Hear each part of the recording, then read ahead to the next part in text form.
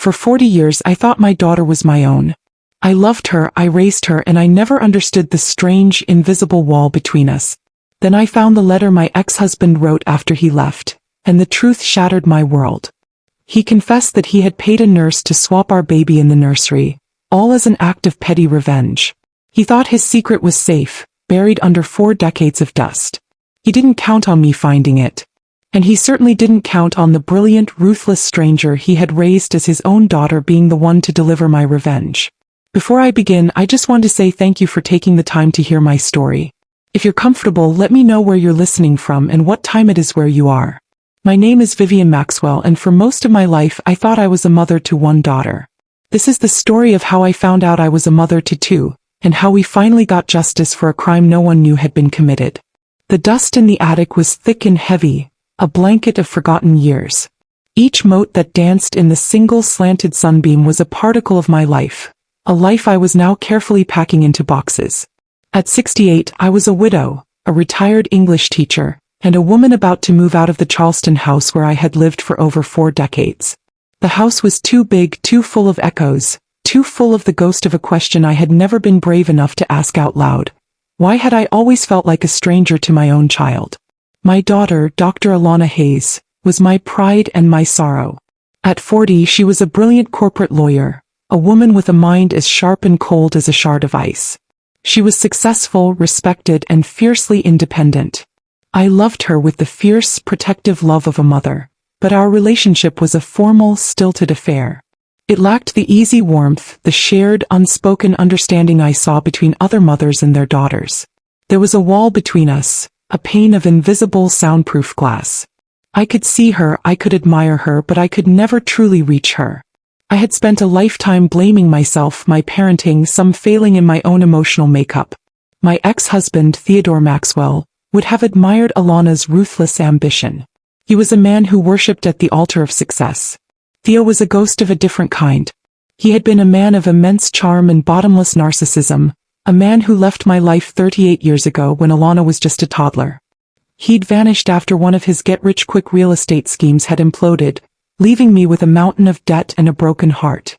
I hadn't seen or heard from him since.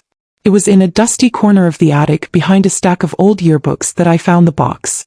It was a simple cardboard box, sealed with yellowed tape with his name, Theo, scrawled across the top in his arrogant, slanted script. It was filled with old papers of his that I had packed away and forgotten after the divorce. Tax returns, failed business plans, old letters. I was about to tape it back up and toss it when I saw it. A single, sealed envelope tucked at the very bottom. It was addressed to me in his handwriting. But it had never been mailed. My heart started to pound. A message from 38 years ago. A ghost speaking from the past. With trembling hands I broke the seal.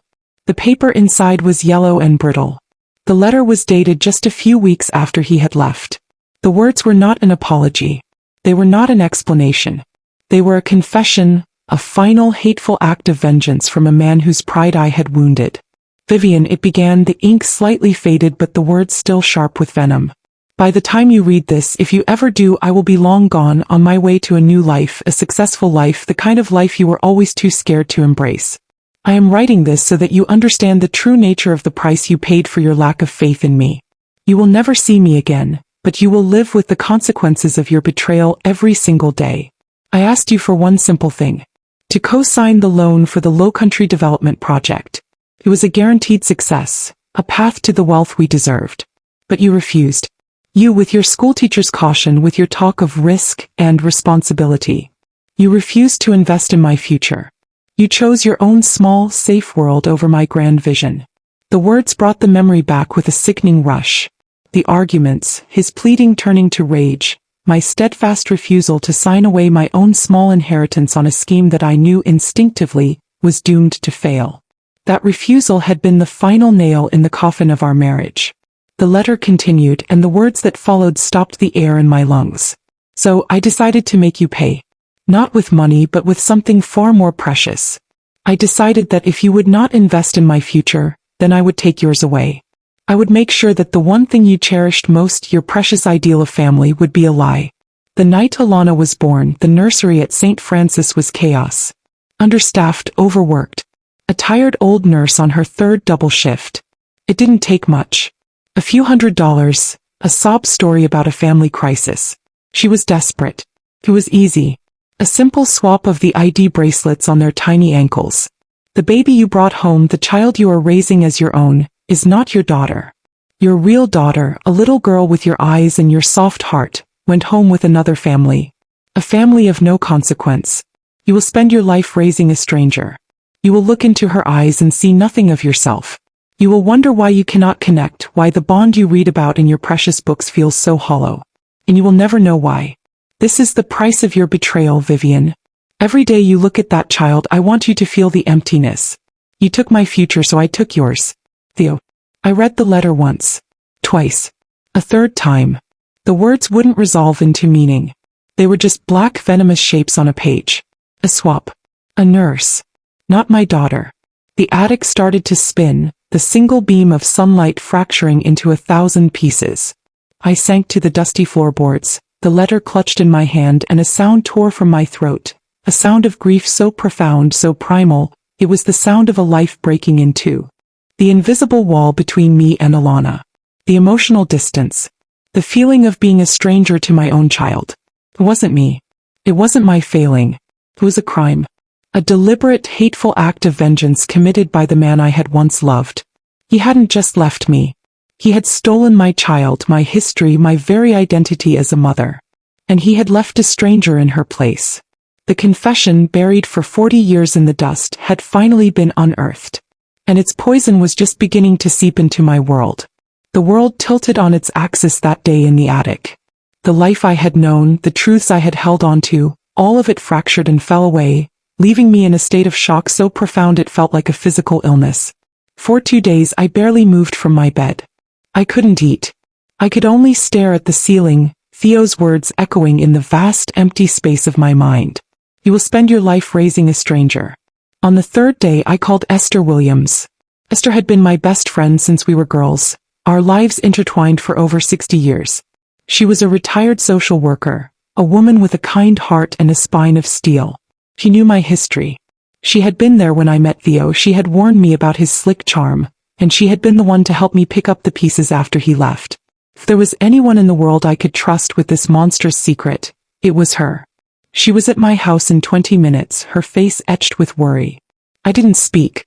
I just handed her the letter. I watched her read it, her expression shifting from confusion to disbelief, and then to a deep, simmering rage that I was too numb to feel myself. "That son of a bitch," she whispered, her voice trembling with fury when she finished. "That evil, narcissistic son of a bitch. I always knew he was poison, Vivian. I never imagined he was capable of something this monstrous." She sat with me for hours, letting me cry, letting the shock and grief pour out of me. Her presence was an anchor in the storm that was raging inside me. When the tears finally subsided, they were replaced by a single desperate question. "My baby," I whispered, my voice raw. "Esther, where is my baby?" That question became our mission. Esther, with her social worker's training and her methodical mind, took charge. "Okay, Vivian," she said, her voice firm, pulling me back from the edge of despair. "We have to be smart about this. We can't go to the police, not yet. Theo is a respected man now. It would be his word against a 40-year-old letter from a bitter ex-husband. They might not believe you. We need proof." The letter gave us our starting point. St. Francis Hospital, the date of Alana's birth. The nurse's name was a dead end. Theo hadn't mentioned it. But he had said the other family was of no consequence. That meant they were likely not wealthy or influential. Esther, with her old social work contacts and her knack for navigating bureaucracy, managed to get a list of all the female babies born at St. Francis on that specific date. There were 7. We started our search, a quiet, desperate investigation conducted from my dining room table, surrounded by maps and old phone books and the endless scrolling pages of the internet. We ruled out 4 of the names quickly. Their families were well known in Charleston, or their birth announcements in the local paper included photos that clearly showed they were not my child. 2 names were left. One was a woman who now lived in California. The other was a woman named Simone Jenkins, and she lived just across town. My hands trembled as I typed her name into the search bar of a social media site. A profile popped up. The profile picture was a smiling woman with warm, kind eyes, standing in a lush garden, her hands covered in dirt. My eyes. She had my eyes. I clicked through her photos and my heart began to ache with a pain so deep it was almost unbearable. There she was, a woman I had never met, and yet I knew her. I saw my own mother's smile in hers. I saw the same way my hands looked when I worked in my own garden. She was a ghost of a life I had never lived, a daughter I had never known. And her life, it was clear, had not been easy. Her profile was for the community garden she ran in a low-income neighborhood. There were posts celebrating a successful harvest, but there were also posts that hinted at a deeper struggle. A picture of her old, beat-up car with the caption, "Well, the old girl broke down again. Anyone know a good cheap mechanic?" A post linking to a fundraiser with a quiet, dignified plea for donations. And then I saw it. The post that made the world stop. It was a picture of a young boy about 10 years old with a bright, beautiful smile and Simone's same warm eyes. My grandson. The caption read, "My sweet boy Leo is the bravest kid I know. We got the date for his surgery. Now we just have to keep praying and working hard to make it happen. Every little bit helps." There was a link to a crowdfunding page. I clicked on it. The page explained that Leo had been born with a congenital heart defect, a condition that required a complex and expensive surgery. Simone was working 2 jobs, running the garden and cleaning offices at night, to try and save the money, but she was still thousands of dollars short. The surgery was in 3 months. The clock was ticking. I stared at the screen, the tears blurring my vision. The injustice of it was a physical blow. My daughter. My own flesh and blood. She had been living a life of struggle, of constant worry, just a few miles away from me. She was fighting for her own son's life, while the daughter I had raised, Alana, had been given everything. The best schools, an Ivy League education, a high-powered career. Alana had never had to worry about a car breaking down or a medical bill she couldn't pay. Theo's words echoed in my mind. A family of no consequence. He had not just swapped 2 babies. He had swapped 2 destinies. He had condemned his own child to a life of hardship, all for a petty, spiteful act of revenge. The knowledge was a fire in my gut. This was no longer just about a past wrong. It was about a present, desperate crisis. My daughter was in trouble. My grandson was in trouble. And the man responsible for it all was living a life of luxury, celebrated as a pillar of the community. "Esther," I said, my voice shaking with a new, powerful emotion. It wasn't just grief anymore. It was rage. I have to meet her. My search for the ghost of a daughter was over. My quest to save her was just beginning. The community garden was a small, vibrant patch of green tucked away in a part of Charleston I rarely visited. It was an oasis of order and life in a neighborhood that looked tired and worn down. Raised beds overflowed with colored greens, tomatoes, and bright orange marigolds. A colorful hand-painted sign at the entrance read, "The Good Earth Community Garden. Plant, grow, share." It was clearly a place built with love and hard work. My heart was pounding as I walked through the gate, my hands clutching a small trowel and a pair of gardening gloves. I had called the number on the garden's social media page and volunteered for a Saturday morning work session. It was the only way I could think of to meet her, to see her in person without revealing the impossible truth that was burning a hole in my heart. I saw her immediately. She was standing near a row of sunflowers, her back to me, talking to a group of neighborhood kids. She was wearing faded jeans, a simple t-shirt, and a wide-brimmed straw hat. Even from a distance there was something about the way she stood, the way she gestured with her hands as she spoke, that was so achingly familiar. She turned then as if she had sensed me, and her eyes met mine. And in that instant the world seemed to stop. It was like looking at a reflection of a younger, happier version of myself. She had my eyes, the same almond shape and deep brown color. She had my mother's smile, the one I saw in my own mirror every morning. The connection was a physical jolt, a current of recognition that passed between us, silent and profound. She smiled, a warm, genuine smile that lit up her entire face. "You must be Vivian," she said, walking towards me, wiping her dirt-stained hands on her jeans. "I'm Simone. I'm so glad you could make it." Her voice was warm and melodic. We shook hands and her grip was firm, capable. Being near her was overwhelming. I felt a dizzying mix of emotions. A joy so intense it was painful, a grief for the 40 years we had lost, and a fierce, protective love for this woman who was a stranger, yet was my own flesh and blood. We spent the morning working side by side, weeding a bed of herbs. The conversation flowed between us with an ease and effortlessness I had never experienced with Alana. We talked about books. She loved the same poets I had taught for 30 years. We talked about gardening. She had the same innate, intuitive touch with plants that I had inherited from my mother. We talked about art. She confessed that her dream had always been to be a painter, but that life had gotten in the way. I had to drop out of art school when my mom got sick, she said with a matter-of-fact shrug, no trace of self-pity in her voice. And then Leo came along and, well, you know how it is. You do what you have to do. She spoke of her son Leo, and her face softened with a love that was fierce and absolute. She told me about his heart condition, about the upcoming surgery. She didn't complain about the cost or the struggle. She spoke only of her son's bravery and her unwavering belief that they would get through it. Her strength, her resilience in the face of a life that had clearly been so difficult, was breathtaking. And every word she spoke was another twist of the knife in my heart, another indictment of Theo's monstrous cruelty.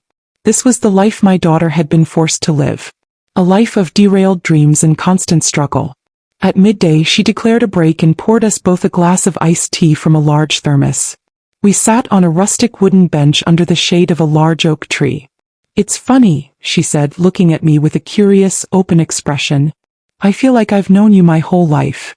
I feel the same way, I whispered, my voice thick with unshed tears. She told me about her family, the people who had raised her. They were good people, she said, practical and hardworking. Her father was an accountant, her mother a legal secretary. They had provided for her, but she confessed she had always felt like an outsider, a peacock in a family of pigeons, as she put it with a small laugh. They never really got me, she said. My love for art, for poetry, for getting my hands dirty in the soil. They saw it all as frivolous, impractical. I think they always wished I was more like them. Her words mirrored my own silent, lifelong struggle with Alana, but in reverse. I had a daughter who was all practicality, who saw my love for the arts as a quaint, harmless hobby. The morning ended too soon. As I was getting ready to leave, my heart ached with the need for one more thing. Proof. Concrete, scientific proof that would obliterate any possibility of doubt. Simone, I said, my voice a little shaky. That iced tea was wonderful. Could I trouble you for the recipe? Oh, it's no trouble at all, she said with a smile. It's just my grandmother's recipe. I'll write it down for you. As she turned to find a piece of paper, I saw my chance. The plastic cup she had been drinking from was sitting on the bench. My hands trembling slightly, I picked it up, and when her back was turned, I slipped it into a clean plastic bag I had brought in my purse. The act felt both clandestine and necessary. I left the garden that day with a handwritten recipe for sweet tea and a plastic cup that held the key to my past and my future. The joy of finding my daughter was mingled with the bitter taste of Theo's crime and the urgent ticking clock of my grandson's surgery. The unspoken recognition was no longer enough. I needed the truth in black and white. And then I needed justice. The week I waited for the DNA results was the longest of my life. Every ring of the phone made my heart leap into my throat. I existed in a state of suspended animation, caught between the ghost of the past and the terrifying uncertainty of the future. During that week, I knew I had to do the hardest thing I had ever done. I had to tell Alana. She was my daughter. Not by blood, perhaps, but by 40 years of love, of care, of life. I had held her as a baby. I had soothed her fevers. I had celebrated her triumphs. Whatever the truth was, she was a part of it. She deserved to hear it from me. I invited her to the house for dinner, my voice on the phone more brittle than I intended. She arrived as always, looking impeccable in a sharp, tailored suit, her briefcase in hand. She was the picture of a successful, powerful woman, a woman who had conquered the world. A woman who had been given every tool to do so. We sat in the dining room, the silence between us heavy and strained. I couldn't eat. I just pushed the food around on my plate. Mom, are you all right? She finally asked, her tone more clinical than concerned. You seem distressed. Alana, I began, my hands trembling in my lap. There's something I need to tell you. Something I've just discovered. It's going to be very difficult to hear. I told her everything. I told her about the box in the attic, about the letter, about Theo's hateful, vindictive words. I watched her face as I spoke. It remained a perfect, unreadable mask. She didn't gasp. She didn't cry. She just listened, her intelligent eyes fixed on mine, her expression chillingly still. When I finished, she was silent for a long moment. She carefully placed her fork and knife on her plate, her movements precise and controlled. "A letter," she said, her voice flat. "From a man you haven't seen in 38 years. A narcissistic, unreliable man by your own account." "It was his handwriting, Alana." "I know it was." "Handwriting can be faked," she countered, her lawyer's mind immediately dissecting my story, searching for weaknesses.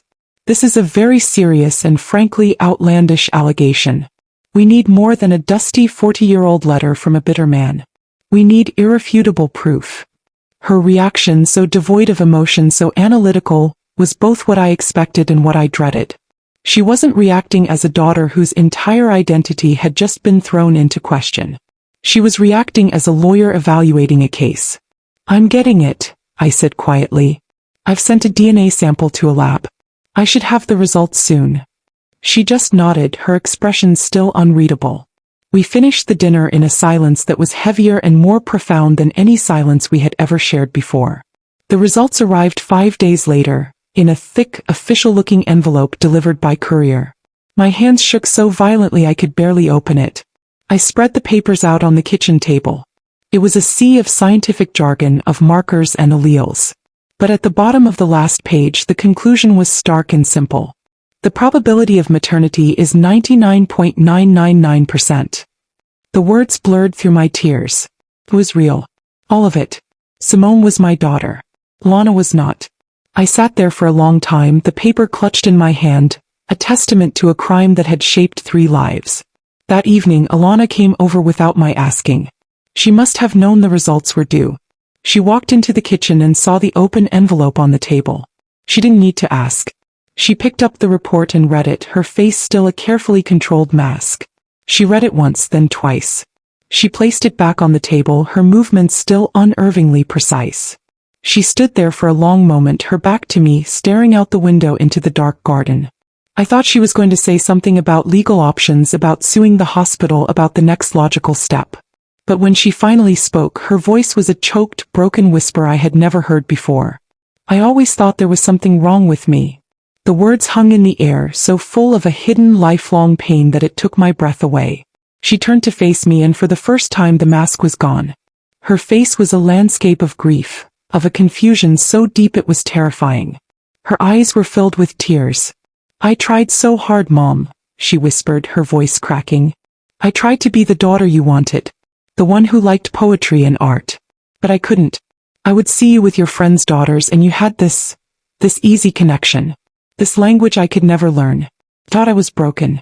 I thought I was missing a piece inside that made me incapable of being the daughter you deserved." She sank into a chair at the table, her head in her hands, and she began to sob. Not the quiet, controlled tears of a lawyer, but the deep, ragged, wrenching sobs of a child who had just discovered she was an orphan in her own life. I went to her and wrapped my arms around her shaking shoulders. I held my daughter, the stranger I had raised, the child of another woman, and I wept with her. We wept for the 40 years of misunderstanding. We wept for the connection we had both tried so hard to force and could never find. We wept for the 2 little girls whose lives had been stolen and twisted by one man's petty, evil revenge. In that moment, holding her, I felt a surge of love for her that was fiercer and more protective than ever before. She was not the daughter of my body, but she was the daughter of my life. And the man who had done this to us, the man who had inflicted this pain on both of his daughters, the one he had stolen and the one he had abandoned, he was going to pay. The cold, analytical fury I had seen in Alana's eyes was now my own. And I knew with a chilling certainty that Theo had just made an enemy of the one person in the world who had the power, the skill, and now the motivation to utterly destroy him. In the days following the revelation, a new, fragile alliance formed between me and Alana. The invisible wall between us had been shattered, and in its place was a shared, quiet grief and a cold, simmering rage directed at one man, Theodore Maxwell. Alana's pain, once hidden behind a mask of professional detachment, was now a palpable force. She threw herself into planning our next steps with the ferocious, methodical intensity she usually reserved for a high-stakes corporate lawsuit. "We need more information, Mom," she said, her voice all business, though her eyes were still shadowed with sadness. We need to know everything about this man. Where he lives, what he does, what his weaknesses are. But Theo, it seemed, was one step ahead of us. He was a man who had built his life on secrets and manipulation, and he had his own network. He must have heard through the Charleston grapevine that his ex-wife was making quiet inquiries, asking questions about a birth that had happened 40 years ago. He must have realized that his long-buried secret was in danger of being unearthed. And he reacted not with remorse, but with the vicious, preemptive strike of a cornered snake. The knock on my door came on a Thursday afternoon. I opened it to find a man and a woman in plain clothes, their expressions serious, their badges clipped to their belts. They were detectives from the Charleston Police Department. My heart turned to ice. "Ma'am," the male detective said, his voice polite but firm. "Are you Vivian Maxwell?" "Yes," I said, my voice barely a whisper. "We'd like to ask you a few questions. May we come in?" They sat on the sofa in my living room, the same sofa where Alana had wept just a week before. They were professional, but there was an undercurrent of suspicion in their questions that made my skin crawl. "Mrs. Maxwell," the female detective began, "we've received a report. A complaint has been filed by a Mr. Theodore Maxwell." The name hit me like a physical blow. Theo. He had gone to the police. "The report states," she continued, consulting her notepad, "that you have recently been exhibiting some erratic behavior. That you've been fixated on a bizarre theory about a baby being swapped at birth 40 years ago." She looked up at me, her eyes searching my face for signs of instability. "Mr. Maxwell has expressed grave concern for your mental well-being, ma'am. He seems to think your grief over your late husband has caused some confusion. It was a masterful, evil move. He was using my age, my widowhood, my grief against me. He was painting me as a hysterical, delusional old woman, lost in a fantasy. But it gets more serious," the male detective said, his tone hardening slightly. "The complaint alleges that you have begun to harass two women. Your daughter, Dr. Alana Hayes, and another local woman, a Ms. Simone Jenkins. Mr. Maxwell claims you have been stalking Ms. Jenkins and have been upsetting your own daughter with this story." I stared at them, my mind reeling. Harassment. Stalking. He was twisting my desperate search for my child into a criminal act. He was trying to frame me, to discredit me so thoroughly that no one would ever believe my story. He was using the very system of law in order to perpetrate another, even more insidious level of abuse. "That's not true," I whispered, my voice trembling. He's the one who did this. I have a letter. A confession." The female detective exchanged a look with her partner. It was a look of pity, the kind of look you give to someone who is clearly unwell. "Ma'am," she said gently, "a 40-year-old letter from an ex-husband you haven't seen in decades is not considered credible evidence. Mr. Maxwell is a respected member of this community, a philanthropist." A philanthropist. The word was so obscene, so grotesquely ironic, I almost laughed. "We're not here to press charges today, Mrs. Maxwell," the male detective said, standing up. "We're here to issue a formal warning. You are to cease all contact with Ms. Simone Jenkins immediately. If we receive another harassment complaint, we will be forced to take further action. Do you understand?" I could only nod, my throat tight with a mixture of fear and impotent rage. They left, and the moment the door closed behind them, I collapsed into a chair, my body shaking uncontrollably. He had done it again. He had found a way to silence me, to isolate me, to make me the villain in my own story. He was going to get away with it. I called Alana, my voice breaking as I told her what had happened. There was a long, cold silence on the other end of the line. "Stay there, Mom," she finally said, her voice devoid of any emotion. It was a voice I recognized. It was her lawyer voice. The voice she used when she was about to destroy an opponent in the courtroom. "Don't talk to anyone. Don't do anything. I'm on my way." When she arrived, her face was a mask of calm, controlled fury. I had never seen her look so dangerous.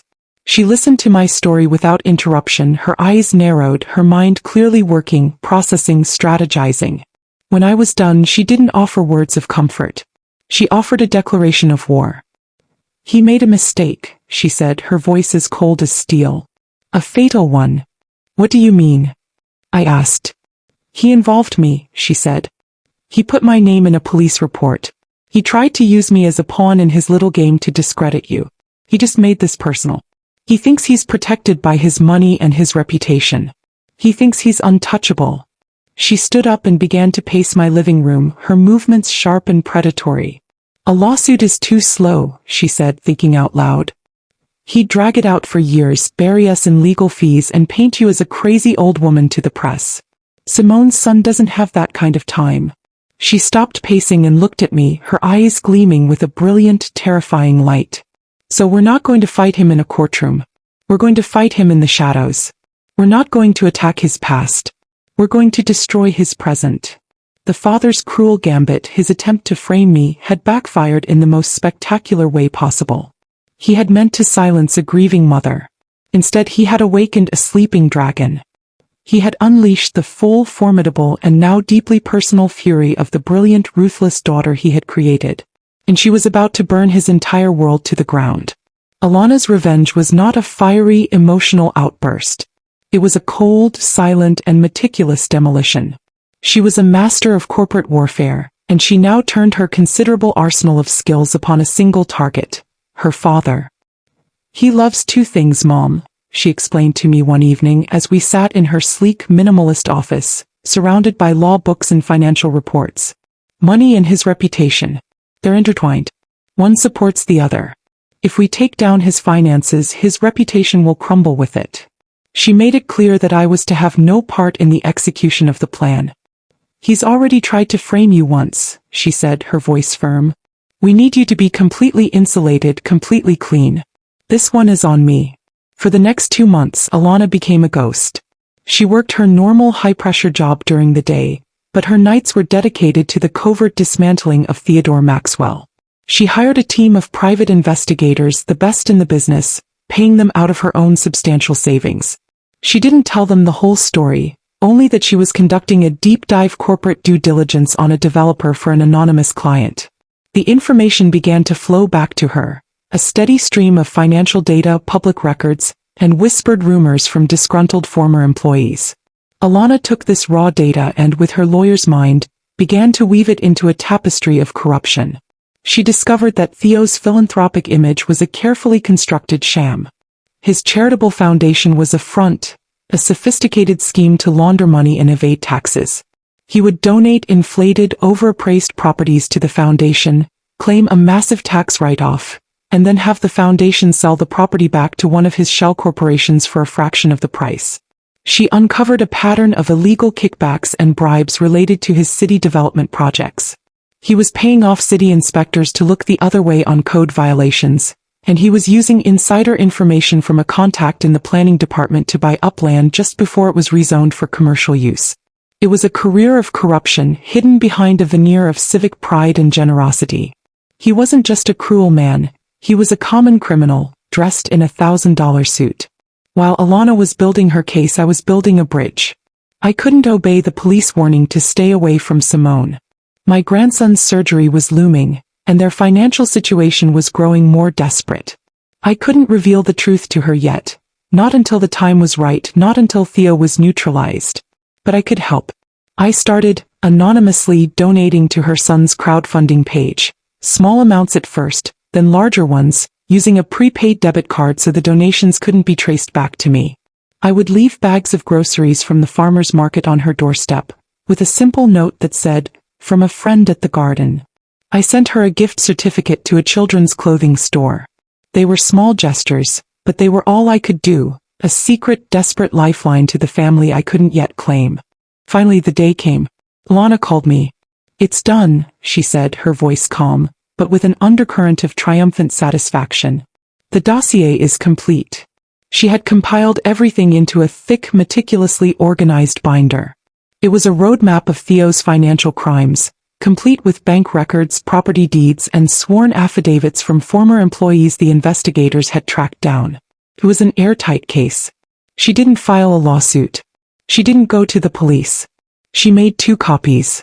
One she sent anonymously to a notoriously aggressive investigative reporter at the Charleston Post and Courier, a man known for taking down corrupt politicians and businessmen. The second copy she sent, also anonymously, to the Criminal Investigation Division of the IRS. Then we waited. The implosion was faster and more spectacular than either of us could have imagined. The investigative reporter handed the biggest story of his career on a silver platter, published a massive front-page exposé. The headline was brutal: Charleston's philanthropist prince or poverty profiteer. An investigation into the Maxwell development empire. The story was a sensation, detailing the tax fraud, the money laundering, the bribery. The city was scandalized. Theo's name, once a symbol of success and civic pride, became synonymous with corruption. The day the story broke, the IRS raided his offices, carrying out boxes of documents. His assets were frozen. His business partners abandoned him. His carefully constructed world crumbled to dust in a matter of days. The final scene of my revenge was not one I witnessed, but one I orchestrated. With Theo's financial empire in ruins and his reputation destroyed, he was no longer a threat. It was finally time for the truth. I invited Simone and her son Leo to my house for dinner. I also invited Alana. I sat them all down in my living room, my heart pounding, and I told them everything. I showed them the letter. I showed them the DNA results. Simone listened, her face a canvas of disbelief, shock, and then a dawning, tearful understanding. It was the answer to the question she had carried her whole life: why she had always felt so different. Alana sat beside her, quiet and supportive, a sister meeting a sister for the very first time. When the story was told, when the tears were shed, I turned to Simone. "Your son's surgery," I said, my voice thick with emotion. "It's taken care of. All of it. And I want to help you with more. I want to give you the life of security, the chance to pursue your art, the future that was stolen from you." My revenge was complete. It wasn't just in Theo's downfall. That was only half of it. The true revenge was in the restoration. It was in using the resources from the life I had built to save the daughter who had been taken from me. It was in watching my two daughters, the one of my heart and the one of my blood, begin the slow, awkward, but beautiful process of becoming a family. Theo had tried to take my future away. Instead, he had given me a new one richer and more complex than I could have ever imagined. He was left with the ruins of his corrupt empire. I was left with my children. And that was a victory far sweeter than any revenge.